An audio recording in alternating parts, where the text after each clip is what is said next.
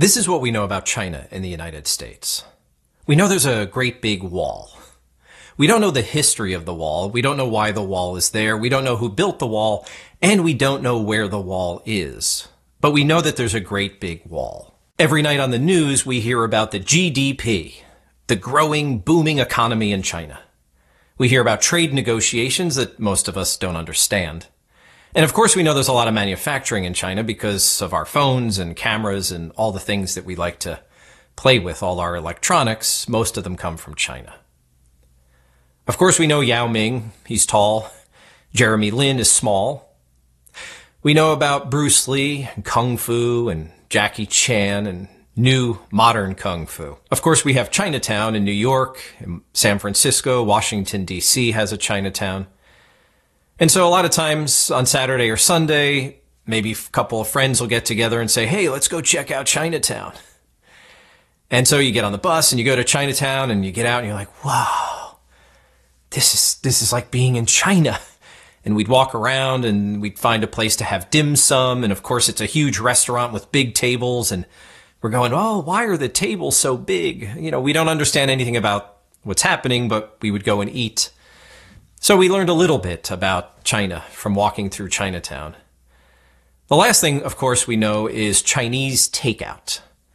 In every household in the United States, at some point during the month, there's no food, people are tired, they don't want to cook, and somebody will say, let's get Chinese takeout. And everyone else goes, yeah, perfect. So you take out a menu and you circle all the items and you order chicken and cashew nuts and General Chow's chicken and egg drop soup and fortune cookies that are not even Chinese. And you think, wow, we had this great Chinese meal. And you come home and out of the white boxes and chopsticks, we don't know how to use them. And so the thing is, we don't know anything about you.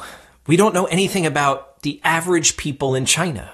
We don't know about what your house looks like or your bedroom or what you do for fun or, I don't know, where you go on the weekend. We don't know about daily life in China, just how people live and what's going on. We don't have a lot of information, and you'll probably say, well, John, there's so many Chinese people in the United States. Why don't they tell you, or why don't you know? And it's because there's no intermingling. Did I just say intermingling? There's no intermingling. We don't connect because most of the Chinese people here, they stay in Chinatown, the older people. The young people, the students who are studying here in the United States from China, they stay with other Chinese students. Why?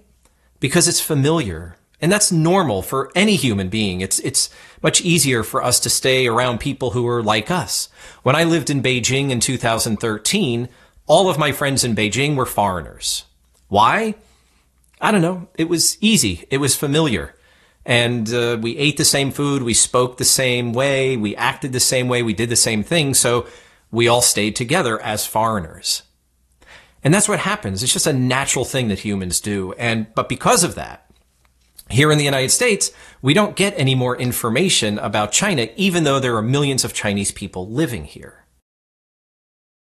There's big differences here between the Chinese culture and the American culture. You guys are very curious. You like to go out and learn about things and find out about different cultures and see what's going on and go travel there and learn.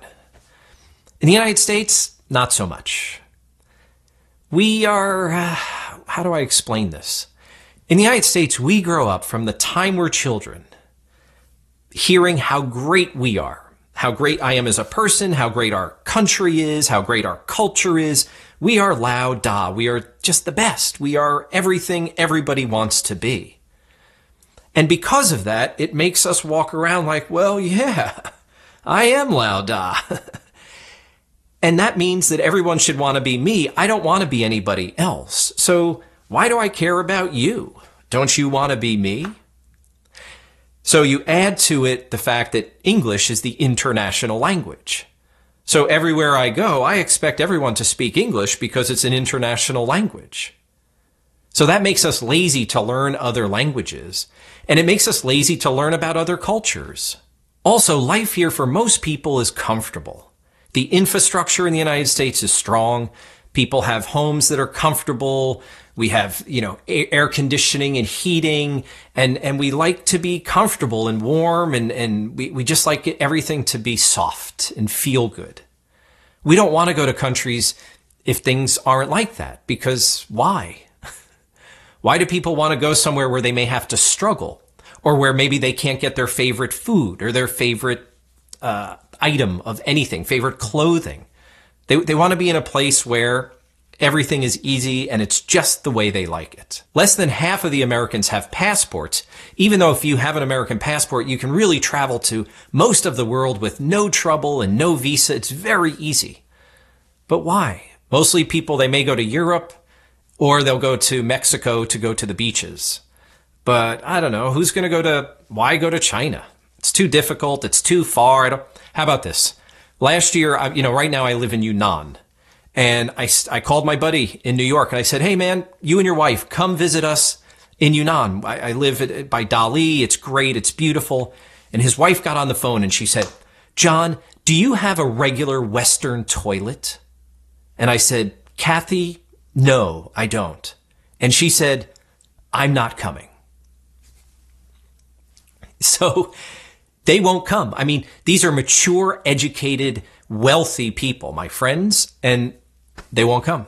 They won't come to China because she doesn't want to be on a toilet that's not Western style toilet. That should give you a good idea of how Americans think. And it's a basic example, but it's very clear in its message.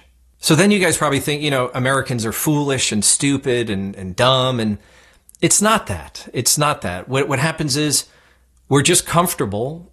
Being comfortable makes you lazy, and we don't care. And it's not a criticism of my culture. It's what happens when you grow up the way we grow up. It makes us who we are, and it's very hard to change. I was lucky. I took a risk 20 years ago, and I left this place, and I went to Mexico, and I just started traveling around the world, and that's what I've been doing for 20 years. But I took a risk that most people here don't want to take. Life is secure, it's comfortable, it's stable, and nobody wants to change that. Nobody wants to rock the boat, we say. Keep it the way it is because it's very comfortable. Unfortunately, the lack of information and the lack of interest in trying to make things better, it creates confusion in people. And then confusion develops into fear. And then when things get worse, fear turns into racism, and racism turns into xenophobia. And I know now because of the virus, obviously you've been reading too, that there's been more and more trouble with people because of the virus, and Chinese people have been attacked and people have been saying very bad things. And it's horrible and it hurts my heart. And I mean, I can only apologize to you. I can't change it, but and that's what happens from people not having enough information and not knowing enough. And it's a big problem. And it's something that we have to try to fix. How do we fix it? I don't know. But you are the modern, young, hip, cool. You're the new China. And so maybe you guys can, I don't know, start finding ways to get more information or bring the cultures more together so that people can understand each other better. It's a huge issue and one we could obviously talk about forever. But I will stop talking.